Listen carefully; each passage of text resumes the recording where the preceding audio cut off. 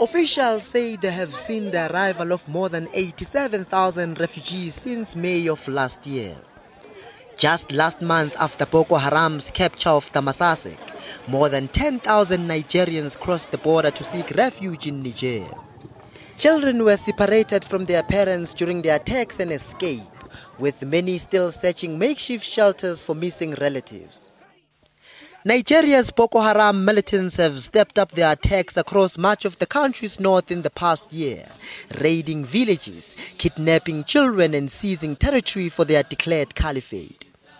Their operations have increasingly spilled over Nigeria's border into Niger to the north and Cameroon to the east.